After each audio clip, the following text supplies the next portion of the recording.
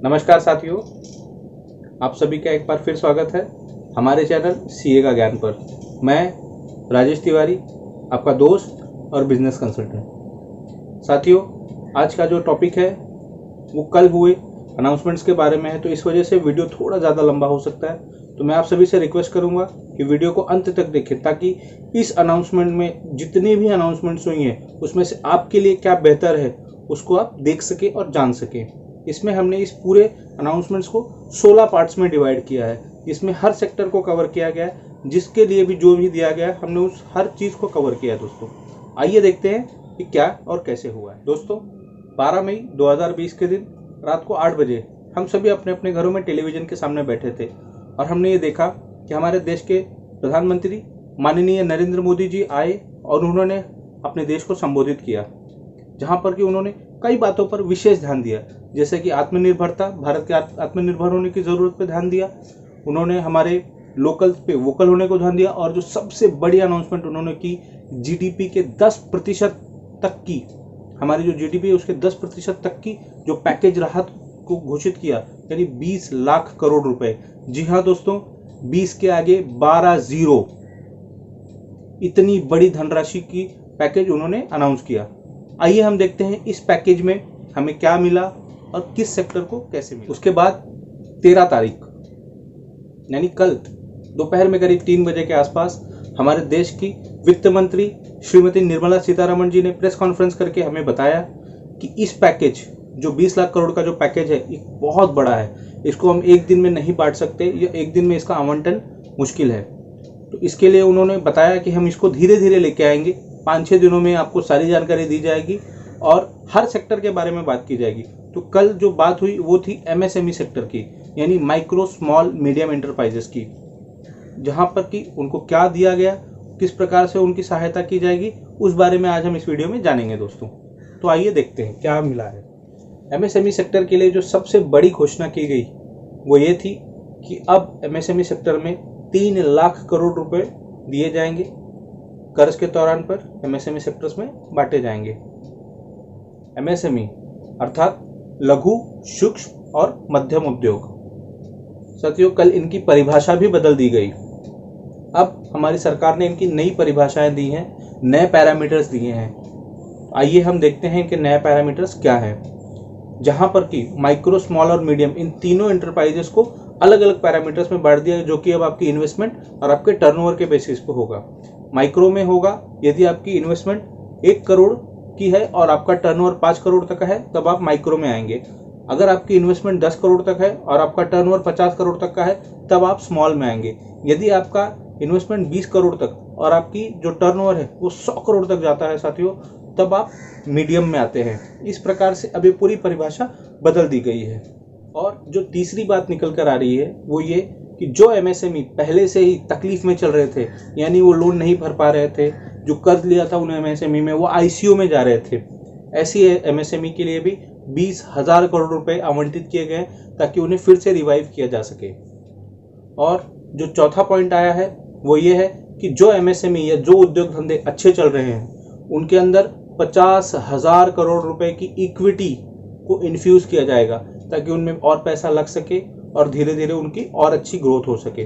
और संकेत ये भी आ रहे हैं कि इनका भी एक अपना स्टॉक मार्केट की तरह इनको भी ट्रेड किया जा सकेगा। फिर इसके बाद जो 5वीं सबसे बड़ी खबर आई वो ये थी कि जिन लोगों के भी प्रधानमंत्री गरीब कल्याण योजना के तहत जो भी वर्कर आते हैं या जो संस्थाएं उस क्षेत्र में आती हैं, उसके उन्होंने जो पैरामीटर्स दिए थे वो इस प्रकार थे कि आपकी संस्था में 100 से कम लोग होने चाहिए और उस 100 में भी 90% लोगों की जो सैलरी है, यानी जो आय है, वो 15,000 से नीचे होनी चाहिए। यदि ऐसी कैटेगरी में है तो ये लोग प्रधानमंत्री गरीब कल्याण योजना का फायदा उठा सकते हैं। और इस योजना के तहत आप सभी को, यानी जो भी लोग हैं उन सभी को ईपीएफओ, यानी जो हमारी पीएफ की जो संस्था है, वहाँ से अभी तक जो उनका योगदान था 12% का, कंपनी का, एम्प्लॉयर एम्प्लॉय दोनों का, वो अब गवर्नमेंट भरेगी।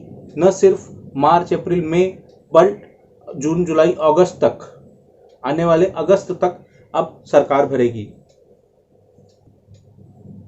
और इसके लिए जो खर्च आएगा वो आएगा करीब 500 करोड़ रुपए का खर्च आएगा हमारी गवर्नमेंट की जेब पर। छठवीं जो सबसे इंपॉर्टेंट खबर निकल कर आ रही है दोस्तों, वो ये कि हमारे सैलरीड एम्प्लॉयज़ का भी यहाँ पर ध्यान रखा गया है, यानी वेतनभोगी कर्मचारियों का भी यहाँ पर काफ़ी अच्छा ध्यान रखा गया है। उनके लिए अब जो अब तक आपकी 12% की आपकी कटौती होती थी, यानी एम्प्लॉयर का पार्ट 12% और एम्प्लॉय का पार्ट 12% जो आप पीएफ में भरते थे, अब उसको घटाकर 10% कर दिया गया, जिसकी वजह से 2% की बचत होगी दोनों के लिए। तो इसका उद्देश्य ये था कि अगर जब पैसे बचेंगे तो एम्प्लॉय खर्च ज़्यादा कर सकेगा, और इस वजह से ईपीएफओ में 6,750 करोड़ कम आएंगे। और उसके बाद जो हमारा 7वां पॉइंट है उसमें ये दिया गया है कि जितनी भी हमारी इलेक्ट्रिसिटी सप्लाइंग कंपनी है, यानी बिजली सप्लाई वाली कंपनियां, इनको भी 90,000 करोड़ रुपए के कर्ज दिए जाएंगे, ताकि ये अपने जो ऑपरेशंस हैं उसको अच्छे से कर सकें। और यहाँ पर कई कंपनियां ऐसी थी जो कि बहुत खस्ता हाल में चल रही थी, तो इसकी वजह से इनको अपने हालात सुधारने के लिए मौका मिलेगा। इसके बाद जो 8वां पॉइंट है, और शायद हमारी सारी निधि कंपनी, फाइनेंस कंपनीज के लिए सबसे इम्पॉर्टेंट पॉइंट है, वो मैं अब आपसे डिस्कस करने जा रहा हूँ साथियों। वहाँ पे है कि जितनी भी एनबीएफसीज हैं, एचएफआईज हैं यानी हाउसिंग फाइनेंस इंस्टीट्यूशंस हैं, और एमएफआईज हैं, इनके लिए गवर्नमेंट ने स्पेशल लिक्विडिटी स्कीम इंट्रोड्यूस किया है, और उसके अंदर उन्हें 30,000 करोड़ रुपए दिए जाएंगे साथियों, ताकि वो इन स्कीम्स में फिर से री इन्वेस्ट कर सकें और पैसे को बढ़ा। इसके बाद जो 9वां पॉइंट है वो भी एनबीएफसीज के लिए ही है। यहाँ पर एनबीएफसीज, एमएफआईज के लिए पार्शियल क्रेडिट गारंटी स्कीम 2.0 लेके आई है सरकार, और यहाँ पर इनके लिए 45,000 करोड़ रुपए दिए गए ताकि कि एमएफआईज और एनबीएफसीज रीलोनिंग कर सके, यानी ये लोन जो उनसे गवर्नमेंट से वो पैसे लेंगे, यानी बैंकों द्वारा जो उन्हें लोन दिया जाएगा कम ब्याज पे दिया जाएगा, और वो छोटे छोटे लोन आगे बांट सकेंगे। और दोस्तों इसमें जो सबसे दुविधा और सबसे दुखद बात यह है इन दोनों पॉइंट्स में, जो मैंने अभी 8वां और 9वां बताया, दोनों में भी, कि इनमें से कोई भी लॉ निधि कंपनी के लिए एप्लीकेबल नहीं होता है। यहाँ पर सिर्फ एमएफआई, एनबीएफसी, एचएफआईज की ही बात की गई है, यहाँ पर निधि कंपनी का कोई उल्लेख नहीं किया गया है साथियों।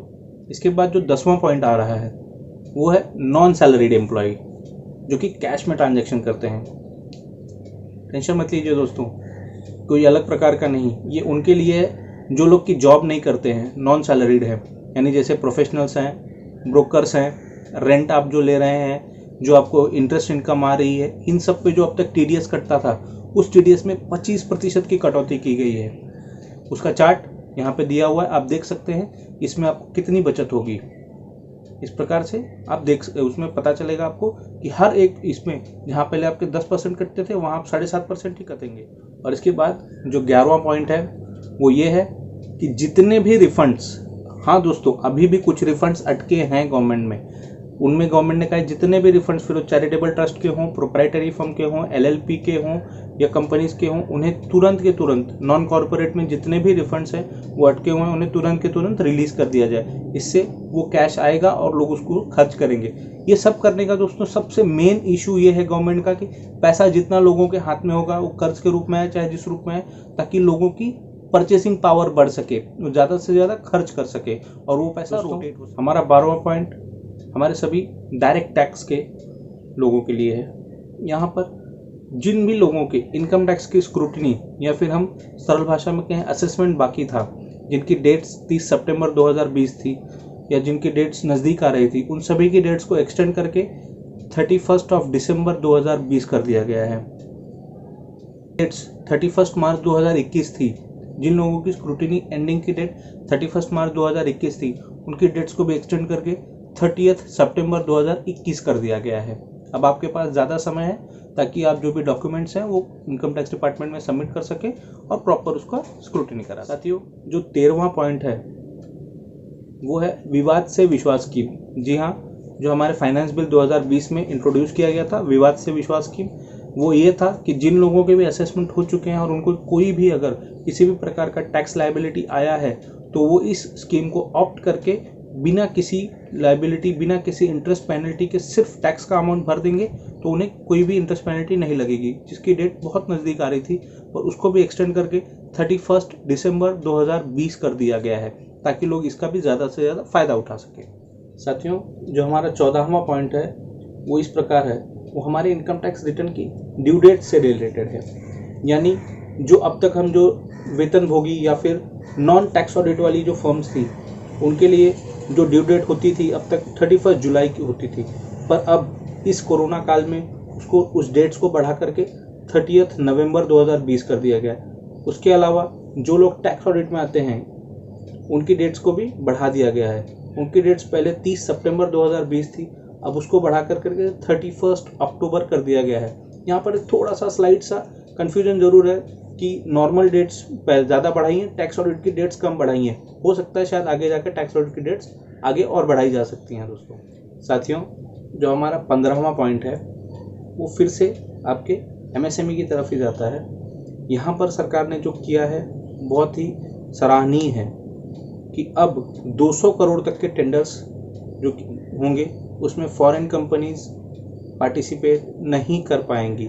यानी 200 करोड़ तक के जो भी टेंडर्स होंगे वो सिर्फ और सिर्फ भारतीय कंपनियां ही करेंगी, जो कि एक मूलभूत आप समझ सकते हैं कि एक सपोर्ट है हमारी गवर्नमेंट कंपनीज, हमारी MSME कंपनीज को बढ़ावा देने के लिए, जो कि 100-200 करोड़ तक के कारोबार करती हैं। इस सेगमेंट का जो सबसे आखिरी पॉइंट यानी 16वां जो पॉइंट है वो रेरा से रिलेटेड है, यानी आपके घरों से रिलेटेड है। अब इस रेरा में भी कुछ इस प्रकार से प्रोविजंस किए गए हैं कि रेरा के जो एप्लीकेशंस है यानी जो नए रजिस्ट्रेशन है उसके लिए भी टाइम एक्सटेंशन कर दिया गया है। उसके साथ साथ ही जो आपके घर पोजीशन की जो ड्यू डेट्स थी उसमें भी उनको एक्सटेंशन दिया जाएगा। यानी इस समय में बिल्डर ब्लैकलिस्ट रेरा से घोषित नहीं किया जाएगा। दोस्तों, इसी के साथ ये वीडियो समाप्त होता है और मैं आशा करता हूँ कि आपको ये वीडियो अच्छा लगा होगा। अगर आपको ये वीडियो पसंद आया तो प्लीज़ लाइक करें, शेयर करें, सब्सक्राइब करें और हाँ, कमेंट तो ज़रूर करें ताकि हमें पता चले कि मैं अगले वीडियो किस प्रकार से बनाने हैं। और मैं तत्पर रहता हूँ कि निधि कंपनी, फाइनेंस कंपनी, साहूकारी, MFI इनके लिए किसी भी प्रकार की आपको कोई भी सहायता चाहिए तो बेझिझक हमें हमारे WhatsApp नंबर पे आप कांटेक्ट कर सकते हैं, जो कि मैंने डिस्क्रिप्शन में भी दे रखा है। और किसी भी प्रकार की कोई भी क्वेरी हो आप हमें पूछ सकते हैं। धन्यवाद साथियों।